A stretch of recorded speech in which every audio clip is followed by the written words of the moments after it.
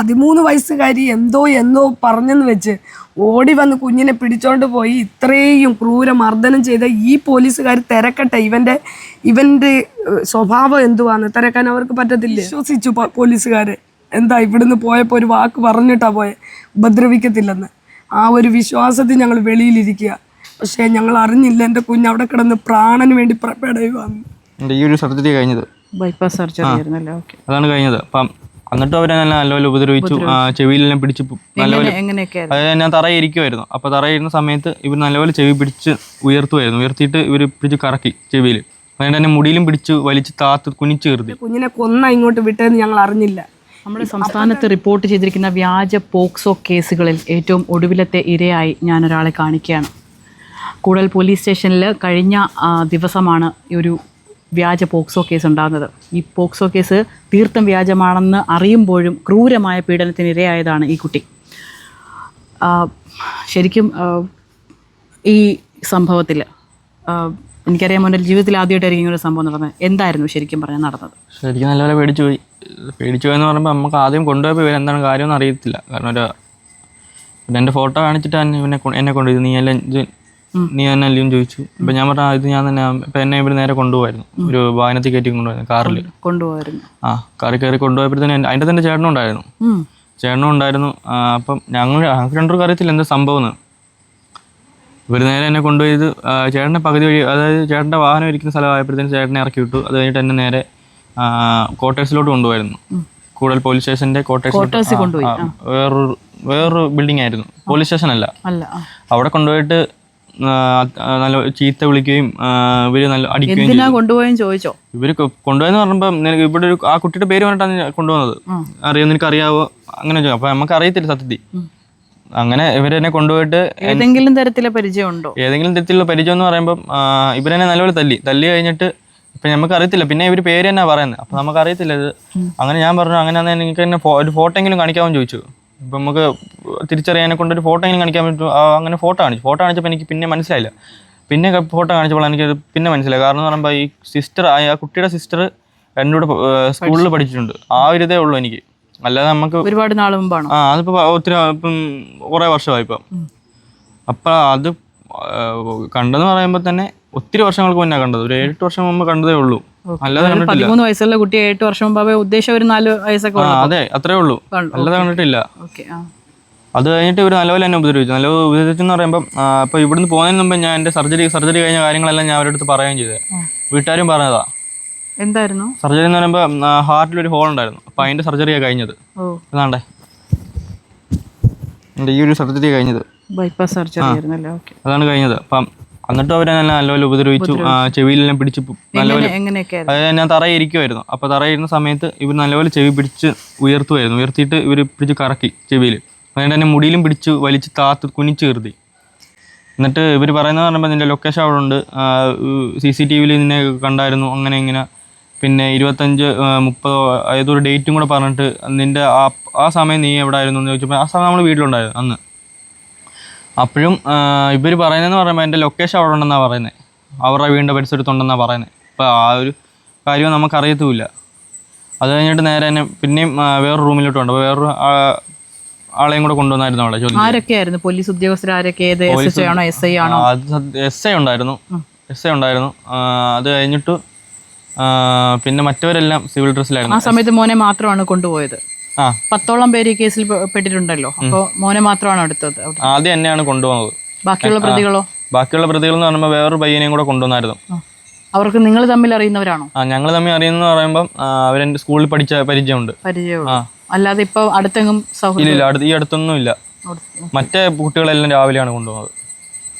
ആ സമയത്ത് അവനെ കൊണ്ടുവന്ന സമയത്ത് എന്നെ വേറൊരു റൂമിലോട്ട് ഷിഫ്റ്റ് ചെയ്ത സമയത്ത് എന്നെ കുറേ നേരം കഴിഞ്ഞിട്ട് ഇവർ SIയും കുറച്ച് സാർമാരും കൂടെ വന്നിട്ട് സ്പീഡിൽ വന്നിട്ട് എൻ്റെ മുടി പിന്നെയും പിടിച്ച് താത്ത് വെച്ചിട്ട് എൻ്റെ കാലയിൽ വേറെ സാറും കൂടെ വന്ന് ബൂട്ടിട്ട് ചവിട്ടി.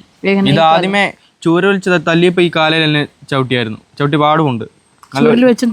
ചൂരിൽ വെച്ചാണ് അടിച്ചത് കാലിൻ്റെ വെള്ളയിൽ. അപ്പം എന്നെ എണീപ്പിച്ചെന്ന് പറയുമ്പോൾ ചെവിക്ക് പിടിച്ച് എണീപ്പിച്ചിട്ട് എൻ്റെ ഈ കാലിൽ നല്ലപോലെ ചവിട്ടി ഏൽപ്പിച്ചു.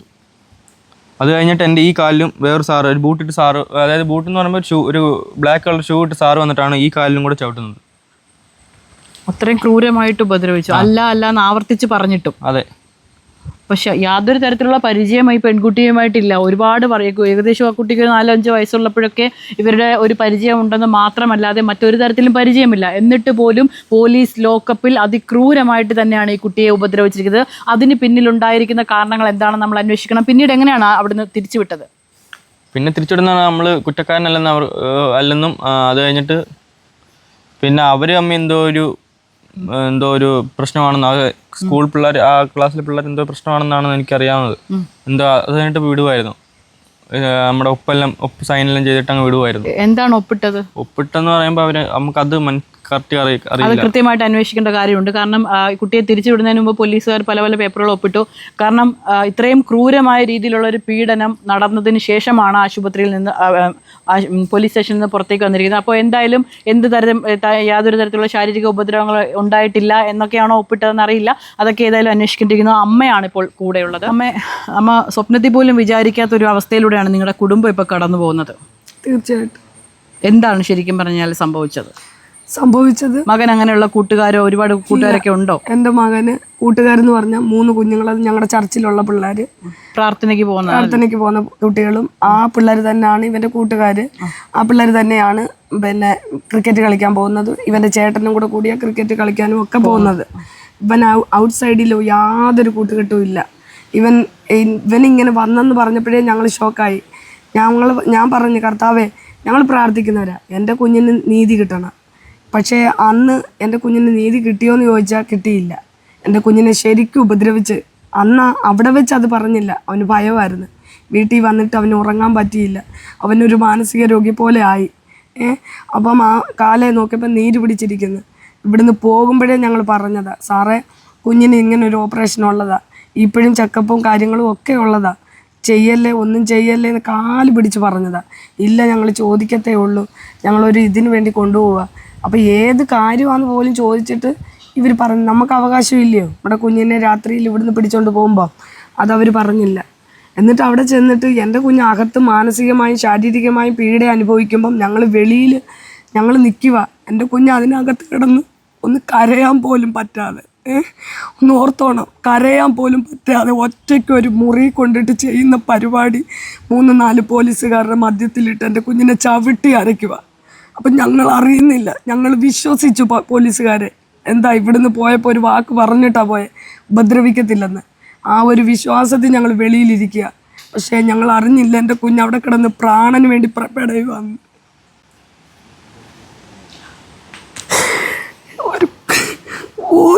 ഒരു തെളിവ് ഒരു കേസ്, ഒരു പെറ്റ് കേസ് ഈ കുഞ്ഞിൻ്റെ പേരിലുണ്ടോയെന്ന് ഇവർ കേരള സംസ്ഥാനം ഒട്ടാകെ ഒന്ന് അന്വേഷിക്കട്ടെ. ഇത്രയും ഒരു 13 വയസ്സുകാരി എന്തോ പറഞ്ഞെന്ന് വെച്ച് ഓടി വന്ന് കുഞ്ഞിനെ പിടിച്ചോണ്ട് പോയി ഇത്രയും ക്രൂരമർദ്ദനം ചെയ്ത ഈ പോലീസുകാർ തിരക്കട്ടെ. ഇവൻ്റെ സ്വഭാവം എന്തുവാന്ന് തിരക്കാൻ അവർക്ക് പറ്റത്തില്ലേ? ഇവര് പോലീസുകാർ വെറുതെ വിട്ടല്ലോ. അവന്റെ ഫോണിലോ അല്ലെങ്കിൽ ഒന്നും കണ്ടെത്താൻ കഴിഞ്ഞില്ല, വെറുതെ വിട്ടു, സോപ്പിട്ടു വിട്ടു. എന്തോ പറഞ്ഞ ഇവൻ നല്ലവനാ, എന്നോട് പറഞ്ഞു ഇവൻ നല്ലവനാ, പക്ഷെ എൻ്റെ കുഞ്ഞിനെ ഇങ്ങോട്ട് വിട്ടതെന്ന് ഞങ്ങൾ അറിഞ്ഞില്ല. അപ്പം തന്നെ ഞങ്ങൾ സന്തോഷിച്ചു, കുഞ്ഞിനെ വിട്ടല്ലോ, വെറുതെ വിട്ടല്ലോ, തെറ്റില്ലല്ലോ. പക്ഷേ കൂട്ടുകാരായി ഇവനെ ബൈക്കിൽ കയറ്റി കൊണ്ടുവന്ന് ഇവിടെ വിട്ടത് മാത്രം അറിയാം. ഞങ്ങൾ പിന്നെ പുറകിലാണ് വന്നത്, ബസ്സിലാണ് വന്ന് ഞാൻ എൻ്റെ മോനെ ഒന്ന് കെട്ടിപ്പിടിച്ചൊന്ന് ഉമ്മയൊക്കെ കൊടുത്ത് മക്കളെ എന്നും പറഞ്ഞ് കരഞ്ഞുകൊണ്ടാണ് ഞാൻ വരുന്നത്. അപ്പോഴല്ലേ ഇവനെ അടുത്ത് കാണുന്നത്. അപ്പോൾ എന്നോട് പറഞ്ഞു തുടരുതേ മമ്മി എന്ന് പറഞ്ഞു. ഞാൻ പറഞ്ഞു എന്തോ കാര്യം, എന്തോ മക്കളെ, ഉമ്മ എന്നെ ഒത്തിരി ഉപദ്രവിച്ചെന്ന് അപ്പോഴാണ് ഞങ്ങൾ അറിയുന്നത്. ഇത്രയും ഉപദ്രവം എൻ്റെ കുഞ്ഞേറ്റെന്ന് ഞങ്ങൾ അന്നേരം അറിയുന്നത്. രാത്രി ഭക്ഷണം കഴിച്ചില്ല, വെള്ളം കുടിച്ചില്ല, കിടുങ്ങലും വിറയലും. അവനെന്തോ പറയുന്നതെന്ന് അറിയത്തില്ല, ഞെട്ടി ഉണരും അവൻ ചെയ്യുന്നത്. രാത്രി ഞങ്ങൾ വന്നു കഴിഞ്ഞിട്ട് നേരം വെളുപ്പിച്ച് രാവിലെ ആയപ്പോൾ അവൻ്റെ ചേട്ടനെ ഇവനെയും കൊണ്ട് ഹോസ്പിറ്റലിൽ പോയത്. അതാണ് സംഭവം. ഈ കുഞ്ഞുമായിട്ട് ഒരു പരിചയമില്ല. ഇവൻ പഠിക്കുന്ന സമയത്ത് എനിക്കറിയാം ഇതിൻ്റെ ചേച്ചി. ഇപ്പൊ പോക്സോ കേസുകൾ വെറുതെ തന്നെ കുട്ടികൾ ഒരുപാട് പറഞ്ഞ് നാട് മുഴുവനും പോക്സോ കേസുകൾ. ഇവർക്കൊക്കെ ഇതിനുള്ള ശിക്ഷ വേണ്ടേ? ശിക്ഷ തീർച്ചയായിട്ടും. എന്തിന് ഈ പെൺകുട്ടി 13 വയസ്സേ ഉള്ളൂ. ഈ 13 വയസ്സുകാരി ഇപ്പോഴേ ഇങ്ങനെയായാൽ ഈ 20 വയസ്സൊക്കെ ആകുമ്പോൾ ദോണ്ട് അതിലെ ഒരു ചെറുക്കൻ പോവുക, അവൻ എന്നെ പീഡിപ്പിച്ചു എന്ന് പറഞ്ഞ ഈ പോലീസുകാരെ അന്വേഷിക്കാതെ കൊണ്ടിട്ട് ഇടിക്കത്തില്ല.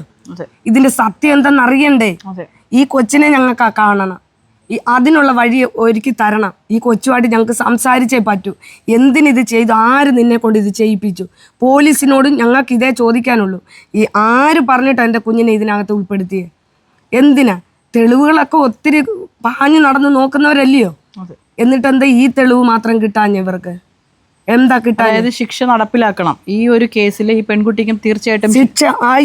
ഈ എൻ്റെ കുഞ്ഞ് അനുഭവിച്ച പീഡയുണ്ടല്ലോ, അത് ഒരിക്കലും മറക്കാൻ പറ്റുന്നതല്ല. പക്ഷെ ഞങ്ങൾക്ക് ഇത് വെളിച്ചത്ത് പെണ്ണിനെ എന്തിന് ഈ 13 വയസ്സുകാരിക്ക് 13 വയസ്സുകാരിയുടെ ബുദ്ധിയാണോ ഉള്ളത്? ആണോ? അതെ. അപ്പം ഇതിനെ എന്തിനെ സേഫ് ആക്കുന്നേ? എൻ്റെ കുഞ്ഞിനെ വെളിച്ചത്ത് കൊണ്ടുവന്നു. ഞങ്ങളുടെ അവസ്ഥ ഇനി എന്താ? അതും കൂടെ പറഞ്ഞു തരണം ഇവർ. ഞങ്ങളിപ്പോൾ വഴിയിൽ നിൽക്കുന്ന പോലെ നിൽക്കുക. ഞങ്ങൾ വാടകയ്ക്ക് താമസിക്കുന്നവരാ. ഈ ഇതിൻ്റെ ഓണേഴ്സ് ഇത് അറിഞ്ഞു കഴിഞ്ഞു. ഇവൻ ഒരു സ്ഥാപനത്തിൽ ചെറിയ ജോലി ചെയ്ത് ജീവിച്ചതാ. അവനായിരുന്നു ഈ വാടക കൊടുത്തോണ്ടിരുന്നത്. ഇനി ആ സ്ഥാപനത്തിൽ കയറ്റുമോ? ഇവൻ ഇനി ആ ആൾക്കാരുടെ മുമ്പിൽ എങ്ങനെ ചെയ്യും? ഒറ്റ നിമിഷത്തെ അഹങ്കാരം കൊണ്ട്. പ്രേമ നൈരാശ്യം എന്നാണ് പോലീസ് പറഞ്ഞത്. ഈ 13 വയസ്സുകാരിക്ക് ഈ പ്രേമ നൈരാശ്യം ഉണ്ടാകണമെങ്കിൽ ഇതിൻ്റെ കുടുംബ പാരമ്പര്യം എന്താണെന്ന് ആദ്യം പോലീസ് അന്വേഷിക്കണം. ഇതിൻ്റെ പശ്ചാത്തലം എന്താണെന്ന് അന്വേഷിക്കണം. 20 വയസ്സുള്ള എൻ്റെ മോനെ ഞാൻ വളർത്തിയ ദൈവഭയത്തിൽ വളർത്തിയതാണ്. അവൻ്റെ ഫോൺ നോക്കിയിട്ടേ ഒരു പെണ്ണിൻ്റെ ഫോൺ കോളോ ഒരു നമ്പരോ ഇല്ല. കാരണം എന്താ? ഞങ്ങൾ അതേപോലെ ഇതിനെ വളർത്തി കൊണ്ടുവന്നേക്കുന്നത് ഈ 2 എണ്ണത്തിന്. അതുകൊണ്ട് ഞങ്ങൾക്ക് നീതി എന്ന് പറയുന്നത് ഇതിലപ്പുറം ഇല്ല. ഞങ്ങൾക്ക് ഈ പെൺകൊച്ചിനെ കാണണം. ഈ കൊച്ചിനെ നിയമത്തിന് മുമ്പിൽ കൊണ്ടുവരണം. ഇതിനെ സേഫ് ആക്കേണ്ട ഒരു കാര്യവും ഇല്ല. ഇത് ഇന്ന് ഇങ്ങനെ ഇതിനെ സേഫാക്കി നിർത്തിയിട്ട് നാളെ ഈ നിരപരാധിയായ ആമ്പിള്ളേരെ കാണുമ്പോൾ ഇവരെല്ലാം എന്നെ പീഡിപ്പിച്ചെന്ന് പറഞ്ഞാൽ ഈ പോലീസുകാർ അവരെ കൊണ്ടുവന്ന് ഇതേപോലെ ഉപദ്രവിക്കും. എന്നിട്ട് ഇതിനെ സേഫാക്കും. എന്തിനങ്ങനെ? എന്തിനാ പെൺകുട്ടികളെ സേഫാക്കുന്നത്? അതേപോലെ പീഡനം അല്ലയോ ഇപ്പം എൻ്റെ കുഞ്ഞ് അനുഭവിച്ചത്? അല്ലയോ? സമൂഹത്തിൻ്റെ മുമ്പിൽ ഇപ്പം അവൻ ആരായി? സത്യം തെളിഞ്ഞു വരാൻ കാലങ്ങളെടുക്കും, അല്ലയോ? അതുകൊണ്ട് ഞങ്ങൾക്ക് വേറൊന്നും പറയാനില്ല. ഞങ്ങൾക്ക് ഈ കൊച്ചിനെ കണ്ടേ പറ്റത്തുള്ളൂ. ഇതിനെ സേഫ് ആക്കേണ്ട ഒരു കാര്യമില്ല. ഇതിൻ്റെ നേരെ കേസ് എടുക്കണം. അത് പോലീസ് അധികാരികൾ ചെയ്യണം.